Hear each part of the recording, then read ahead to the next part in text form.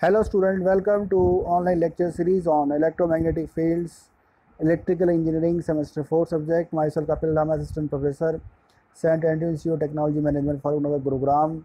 In this lecture 13 of unit 3, we cover the following topics regarding the Ampere circuit law, statement and proof. Also the application of Ampere circuit law we discuss magnetic flux density and magnetic flux, scalar and vector magnetic potential, Laplace equation of scalar magnetic potential and Poisson equation of magnetic field. So student, let's start our first topic, Ampere circuit law, statement and proof.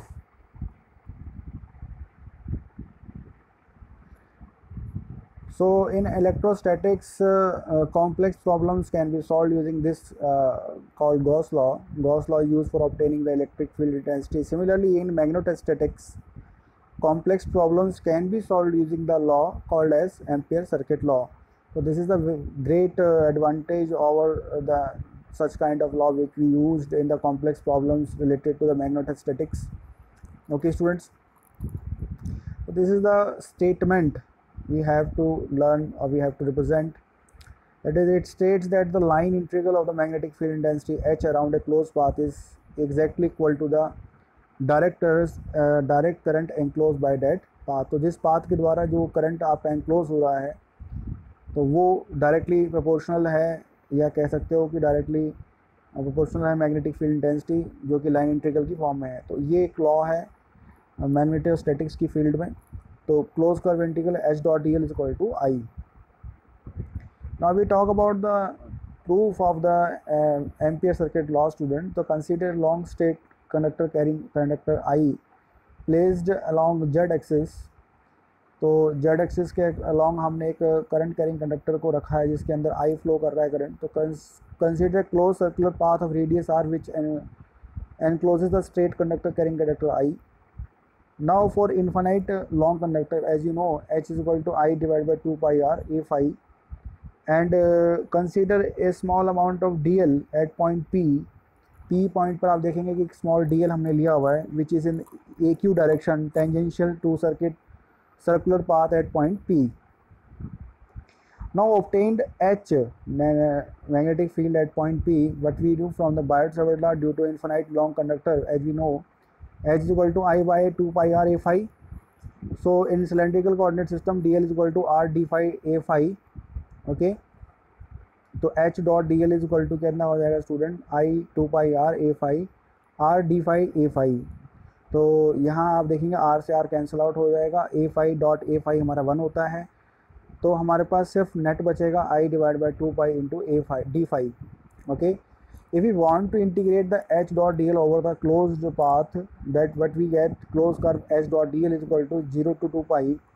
So I divided by 2 pi d phi. So I by 2 pi is the constant quantity. What we want to achieve is the integration of 1 with respect to d phi, that is phi, upper limit 2 pi minus 0. What you get 2 pi. 2 pi से 2 pi cancel out हो गया, आपको क्या मिला I. That is the proof of H dot dl closed path I.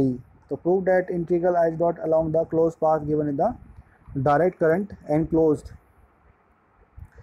Now if we talk about the applications of Ampere circuit law, we have various applications, that is H due to infinite long state conductors, या H due to coaxial cable, H due to infinite sheet of current. Now if H due to infinite long state conductor, that is आप देख रहे हैं student, तो ampere circuit law में से आप देख रहे हैं कि अभी हमने प्रूव किया है dot D L equal to I होता है. तो स्टेट लॉन्ग कंडक्टर में H is equal to H phi A phi, D L elementary length cylindrical coordinates हम यहाँ यूज़ करेंगे. तो R D phi in the A phi direction, जैसे कि अभी हमने प्रूफ में भी यूज़ किया है डी एल की वैल्यू आर डी फाई ए फाई. तो हमने सारी वैल्यूज़ हमने वहाँ रखी है एच फाई ए फाई, और डी एल की वैल्यू हमने रखी है आर डी फाई ए फाई. तो a phi dot A phi हमारा क्या होगा स्टूडेंट, 1 हो गया. तो H phi R D phi हो गया. Okay, according to Ampere circuit law, जैसे कि आप देख रहे हैं कि क्लोज पाथ है, तो फाई की वैल्यू कहाँ से लगेगी, 0 से लेकर 2 पाई. तो H phi R D phi I. तो एच फाई और आर हमने कॉमन निकाल दिया, फाई का रिवर्जन ले लिया 2 पाई. तो ये होगा H R upper limit minus lower में 2 pi is equal to I. तो एच फाई की वैल्यू कितनी आ गई, I by 2 pi R. In this way we will able to solve the relation. Now if you want to calculate the H due to a coaxial cable, तो coaxial cable जैसे कि आप देख रहे हैं स्टूडेंट की, it is nothing but is called as a uniform conductor which has internal resistance and external resistance. So consider a coaxial cable, inner conductor radius A and outer radius is B. Inner radius को हम जो विभाजन कर रहे हैं वो सी से विभाजन कर रहे हैं. तो region 1 within the inner conductor r is less than ए. तो according to Ampere circuit law as you see H dot D l अभी हमने प्रूव किया आई डैश. ओके, तो अपने जो सिलेंड्रिकल वाले कोऑर्डिनेट्स हैं वो डी एल के अंदर रखेंगे आर डी फाई ए फाई और एच की वैल्यू एच फाई ए फाई रखेंगे. तो एरिया जो क्रॉस सेक्शन एनक्लोज होगा वो होगा student pi R square meter square. तो total current flowing I through the area pi है ए स्क्वायर, क्योंकि अब आर की वैल्यू जो है वो ए से छोटी है तो ए स्क्वायर लगाएंगे. तो current enclose by the close path is equal to I dash pi R square pi A square I. R square से पाई कैंसिल आउट हो गया, R square by A square, I dash equal to I square by A square into I हो गया. तो ये I dash जैसे कि आप देख रहे हैं स्टूडेंट, हमने इसको रिलेट किया, 2 पाई हमारा इंटीग्रेट आ गया. तो हमारा जो फॉर्मूला नेट बनेगा H is equal to R I 2 pi A square A phi, that is when the limit R is less than A. अब वो कहता है कि यदि लिमिट हो जाए आर से आर ए से छोटा है बट बी से बड़ा है, या B R is less than B but greater than ए, तो उस केस में आप देखेंगे स्टूडेंट हमारा जो रिलेशन है जो भी हमने इस पहले पार्ट में एक्सप्लेनेशन किया वो बिल्कुल सेम है, सिवाय इस जैसे कि आप देख रहे हैं कि H phi R 2 pi is equal to I. तो एच फाई की वैल्यू कितनी आ गई, I divide by 2 pi R. Okay, तो ये जैसे कि आप देख रहे हैं हमारा ये बना. अगर हम तीसरे रीजन की बात करें डेट इज़ द आउटर, तो उसमें आप देखेंगे कि आर जो है सी से छोटा है बट बी से बड़ा है. तो क्लोज पाथ, तो यहाँ आई डैश क्या बन जाएगा student, pi over r square minus B square, that is pi over c square minus B square. तो पाई से पाई कैंसिल आउट और आई की वैल्यू क्या है हमेशा माइनस में है. तो करंट जो इनर कंडक्टर एनक्लोज में होगा वो I double dash equal to I होगा. अब इसमें जो टोटल करंट एनक्लोज होगा बाय द क्लोज पाथ वो होगा आई सिंगल डैश जो भी हमने निकाला और प्लस आई डबल डैश. तो आई सिंगल डैश की वैल्यू और सब ये वैल्यू हमने यहाँ पुटअप करी. तो ये जैसे कि आप देख रहे हैं कि आई के अंदर हमने एक माइनस का एक प्लस का है, तो हमने यहाँ से आई कॉमन निकाला 1 minus are square minus B square over c square minus B square. यहाँ हम एलसीएम लेंगे students, c square minus B square minus are square plus b square C square minus B square नीचे denominator में आएगा, और b square से b square यहाँ पे कैंसिल आउट हो गया. तो you will get as I times of c square minus are square C square minus B square divided by. अब according to Ampere circuit law H dot D L इसकी value I enclose होगी. वही हमने same जो हमने Ampere circuit law में discussion किया कि हम इसके अंदर कोऑर्डिनेट्स की वैल्यू रखेंगे. H is equal to H phi A phi D L equal to R D phi A phi. तो सारी वैल्यू हमने दोबारा रखी है और ए डॉट ए फाई हमारी वैल्यू क्या होती है 1 होती है. 0 से लेकर 2 पाई तक हम इंटीग्रेट करेंगे. तो you will get the answer as this H phi R 2 pi, और आई एन क्लोज की वैल्यू है C square minus are square C square minus B square हमने निकाल चुके हैं. एम्पियर सर्किट लॉ से हम ये रिलेशन को जानते हैं, दोनों हमने वैल्यू निकाले, दोनों को हम इक्वेट कर रहे हैं स्टूडेंट. तो यहाँ आप देखेंगे तो एच फाई की वैल्यू जो है वो I divide by 2 pi C square minus are square C square minus B square आ जाएगी. तो in this way you will able to calculate the 3 regions, region 1, region 2 and region 3. Now it is the region 4 when outside the cable, यानी कि are जब आपका greater than हो जाए c से, तो consider the close path with radius r greater than c such that it encloses both the conductors both the currents. तो I and minus आई, तो आप जैसे देख रहे हैं कि आई एनक्लोज जो हो जाएगा, एक नेगेटिव में एक पॉजिटिव में है, तो नेट हमारा क्या बनेगा, ज़ीरो करंट बनेगा. तो outside the region 4 we have observe the zero amount of current. So this is the graph we observe in the various categories. Okay, now third application, that is H due to infinite sheet of charge. Now applying ampere circuit law, तो infinite sheet of charge है, तो as current is flowing in the y direction student, तो h can not have component y direction, so h has only component x direction.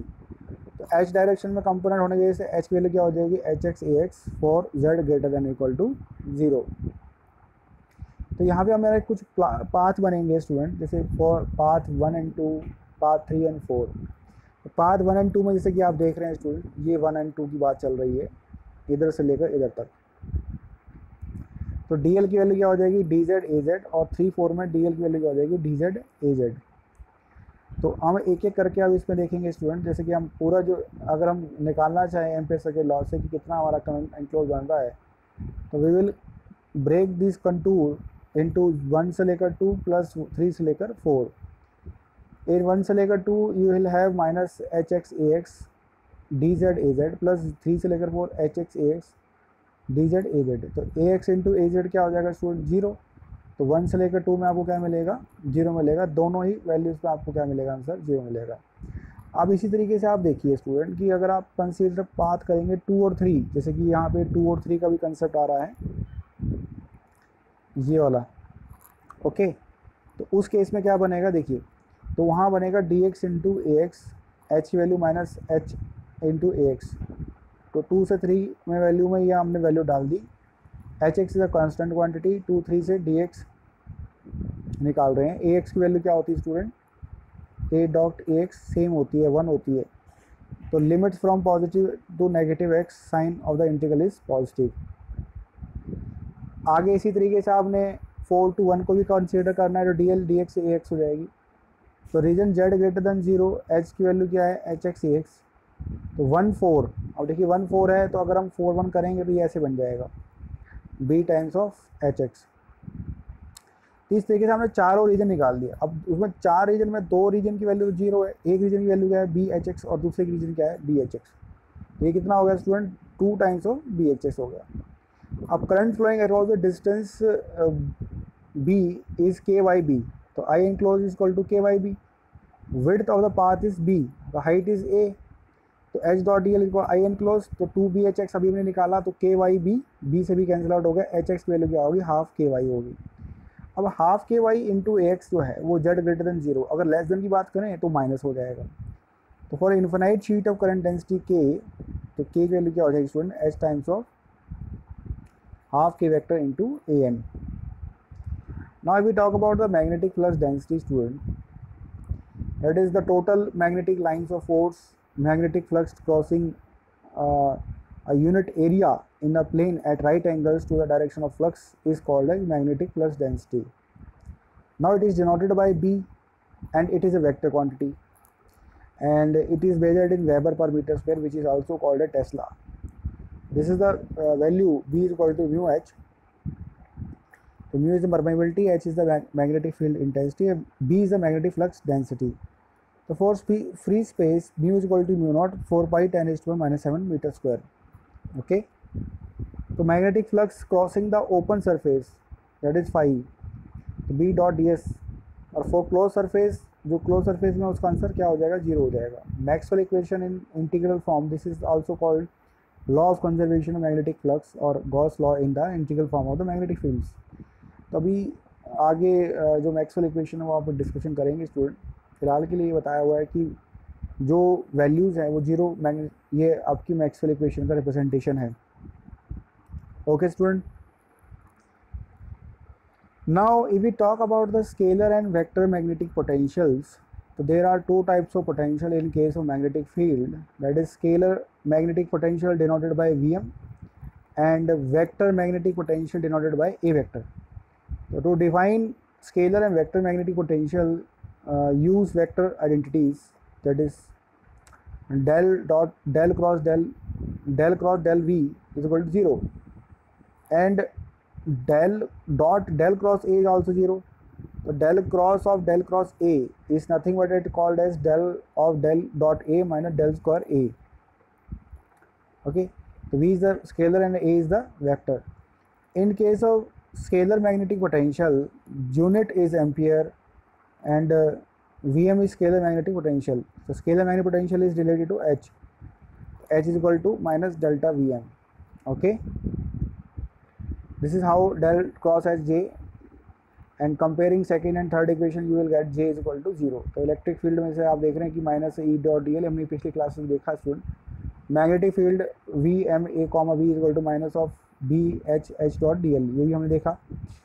और scalar magnetic field potential V M can be defined for the source free region where J is equal to 0।